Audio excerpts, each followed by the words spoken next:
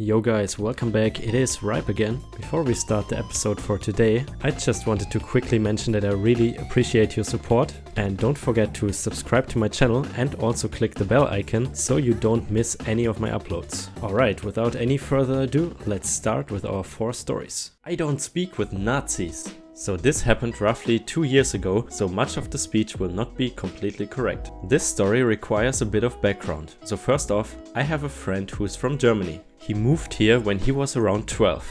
He speaks English well, but still has an accent that makes it hard for you to understand him sometimes, so he prefers to speak German as much as possible. We have known each other for a while, and I decided to learn German to help him out. I'm not very good at it, but I can at least carry on a conversation.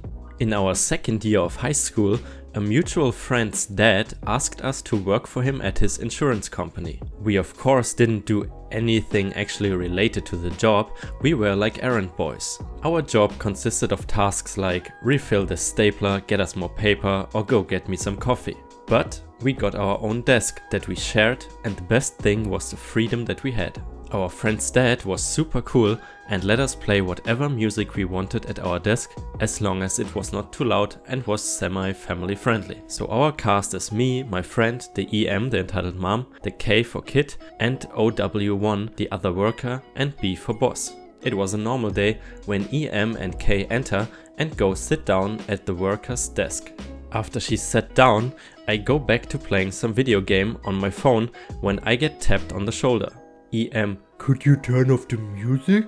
Me, excuse me? I genuinely didn't hear what she said. EM, stop being smart. I don't want your music to affect my baby. Turn it off. Oh, sorry, I will turn it off. Now it's important to note that the song playing was America by Rammstein, a song which is mostly in German. So the worker starts talking to her for a good 30 minutes before he comes back to us. Me, hey, how's it going? The worker just rolls his eyes and laughs. Worker, could you get me some extra paper? So my friend and I go to the back to pick up some paper and deliver it to the worker while at his desk the EM speaks to us. Get me and Kay some water. It's not unusual for a customer to ask for something, but she said it like a total B. F in German, what does she want from us? In German, was will sie von uns? Don't talk like that in front of Kay. I don't want him to become a Nazi. My friend, did I do something wrong? German, habe ich irgendwas falsch gemacht? Me, no, you're fine. German, nee, ist alles okay. EM then goes ballistic and gets in my face. I said, don't say that shit in front of Kay. You should be thrown in jail, you Nazi. Worker, ma'am, calm down. He cannot speak English. It's a lie, but a lot easier to tell people than the truth. I will not calm down until these two a-holes get thrown out. Hearing the commotion, my boss walks in. What is going on here? These two refuse to speak English in front of Kay. Our boss just told her the same thing that the worker did. The EM screams like a banshee and picks up a stapler and tries to throw it at F and I, but misses terribly and breaks a window. Realizing that she effed up, she grabs K and runs out of there. But not before kicking a hole in the desk and pushing over a stack of papers. We called the cops, but by the time they get there, she's gone. Due to some information she gave the worker, it was an insurance company after all, they were able to track her down somehow and make her pay for the damages. Well, I have to say that story kind of hits home a little bit, because if you're abroad as a German, by the way, I am German, some people do assume, usually the uneducated ones, that everyone in Germany is still a Nazi. And if they don't think that you are one, they at least think that you sympathize with them. But as I mentioned previously, that's usually the uneducated people, and I think by now most people know that Germans have done a lot to try and make up for the past, or at least to make sure that the past will never be forgotten, and that history won't repeat itself. EP almost kills me, starts a fight, and then loses her kids. This story takes place about a year or two ago, but still angers me to think about. Our cast is the EP, the entitled parent, the PC, the poor child, and the AM, the amazing manager. I have a severe peanut allergy, so bad that even a quarter of a peanut could kill me easily. I normally have an EpiPen on me, but I hadn't been able to buy a new one after I lost the old one. I shop at a local supermarket I will name Astor. it's the English Walmart. In our Astor, there was a salad bar that worked as you expected, but without any staff overseeing it. I was filling my box when the EM and her son walked up. This is where our story begins. Excuse me, can I get to the pasta? A voice beside me asks. I say, sure, and step back, and she partly fills her box before stepping aside. I step back to the pasta and take some tikka, which I just realized, and as I take it out, I see a peanut sitting in the pasta. On closer inspection, there was also peanuts in between the trays, hidden but visible. I then heard it, scattering noises. I look over and see the woman spilling her peanuts over the salad as she reached over to get some food. She was actively contaminating the food. If I hadn't seen, I could have easily died. She scoffed, Stop being a pussy just because you don't like nuts. Ma'am, I'm highly allergic to nuts. She scoffed. Bullshit. Before throwing her half-empty bag of peanuts at me. I should mention this allergy is very quick and it will affect me on any type of contact with me, so I soon began becoming red around the areas she hit me. So bear in mind, over the next few quotes, my face is swelling. What the F, you dog? I blurted out as my face began to burn. She was pissed and began screaming about me being a brat and being disrespectful to my elders, blah blah blah. I began to choke and fell to the ground as I saw the amazing manager run around the corner before injecting me with the EpiPen. After a few minutes I was okay and the woman was being held until the police arrived. She was arrested for assault. She also lost custody of her child. I know this because I met her husband in the store a few weeks later with PC, and after apologizing for his ex-wife's behavior, he told me what happened. It always amazes me how people don't know that allergies can be so deadly. However, even though I enjoyed the story, I'm not sure if this is a real story because the part with the manager where he quickly comes and has the pen ready kind of seems unbelievable. What do you think about that? Do you think that story is real or fake? Tell me in the comments. Mom sneaks on to summer camp at night to kidnap her whiny kid. I used to work at a summer camp in northern Ontario from the time I was 16 to the time I was 25, so I have many stories about parents like this. The cast of the story is me, the EM, the entitled mom, and the WK, the whiny kid. So this happened in my first year and I was pretty new to counseling. I had a kid who was always homesick and would cry 4 or 5 times a day. I talked to his dad about it and he said that the kid's mom babied him and dad was trying to toughen him up a bit. He told me that unless anything was serious, to just ignore it. So for the first 4 days I tried to help the kid, but he obviously didn't want to participate and would cry whenever someone tried to talk with him.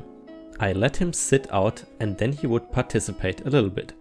When we were approaching the first weekend, I realized that my cell was missing. I thought maybe I had misplaced it and went to bed. I woke up to banging on the door. The kids were freaking out. I walked over and opened it to see a 40-year-old Karen with wild eyes. EM. Where is he? Me. Who? Where is my son? Miss, we have a very strict policy. You cannot be here, right? At that point, she tried to push past me and I grabbed onto either side of the door. Whiny kid. Mommy, he's the one who's bullying me. I turned my head just enough to see the little bastard with my phone. Let me through, you piece of shit. At this point, she's pushing with the force of 1,000 EMs. I let go of the door and two-handed shoved her. She toppled over and slammed to the cabin door, locking it. I grabbed my phone from the little brat and called my camp director. She told me that she would call the father and the police. We made it very clear to the parents that it's trespassing to come to the camp at night. The whiny kid is crying and screaming for his mom.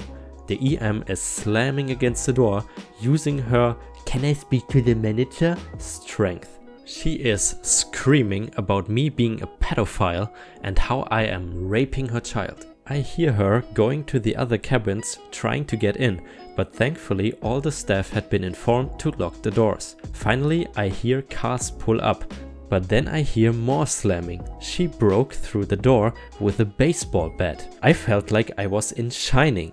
All of the kids were screaming while the little brat is smiling and yelling for his mom. I pushed all of the kids into the bathroom and told them to lock the door behind them.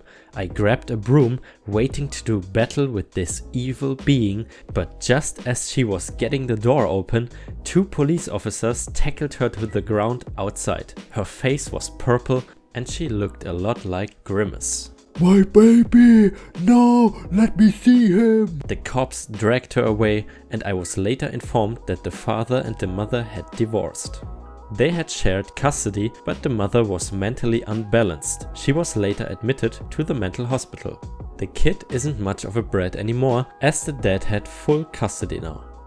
My son is gluten-free and dairy-free, so all of you are too. So this story was told to me by my brother when I was home visiting. It happened in 2015 at the peak of the gluten-free craze. The cast of the story is the B for brother, the K for kid, the EP for entitled parent, and me. At that point in time, my brother was pretty heavily involved in scouting and was serving as a senior patrol leader of his troop. Essentially, he was the kid in charge of all the planning and organization. I had been a scout in the same troop, and during that time, the adult leaders were a group of older Navy veterans. Between the time I had finished with scouting and my brother started getting involved, the older adult leaders had been pushed out and replaced with a group of upper middle class parents. Now, once people reach a certain level of comfort in their lives, there can be a tendency to see shadows on the wall and make them out to be phantom problems. This was certainly the case with these parents.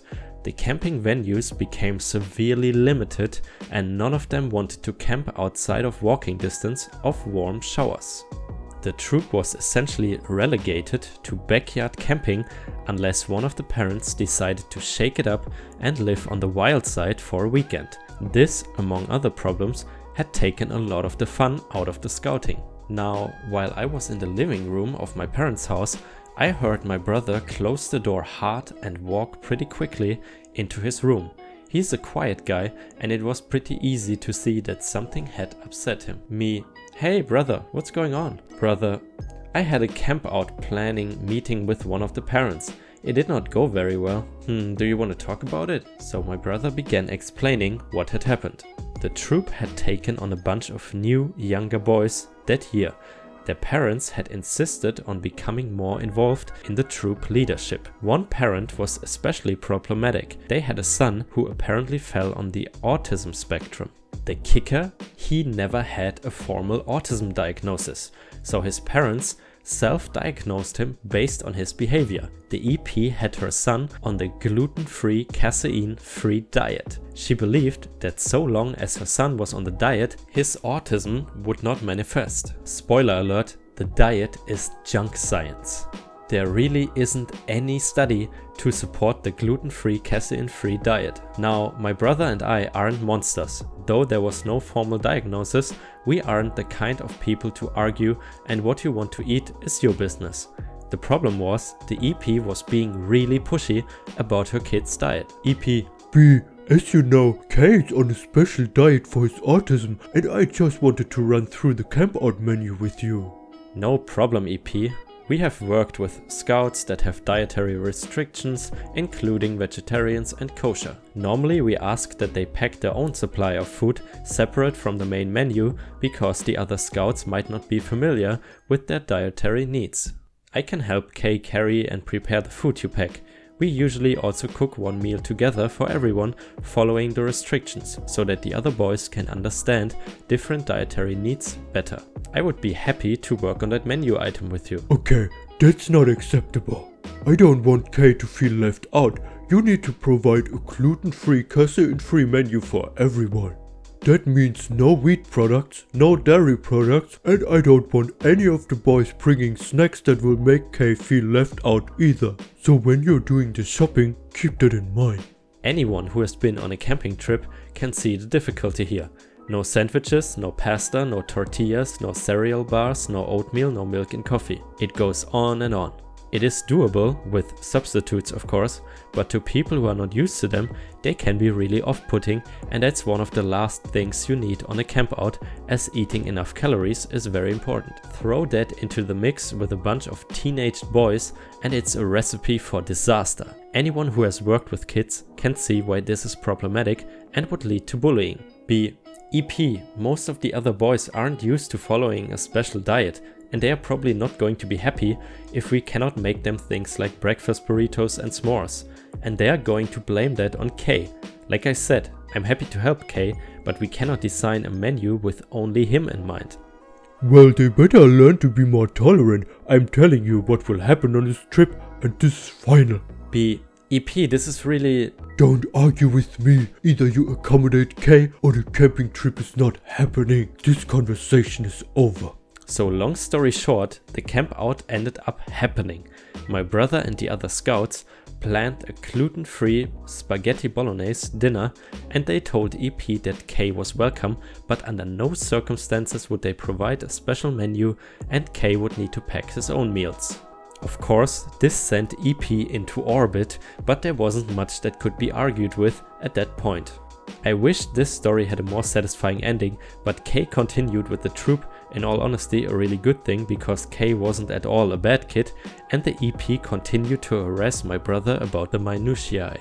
Yeah, I mean, this is one of those stories where the entitled parents is totally crazy and the poor children have to take the rap for something which is not even their fault. It's just the stupidity of the parents. Second, the word minutiae. I'm really curious, like, do you use that in everyday conversation?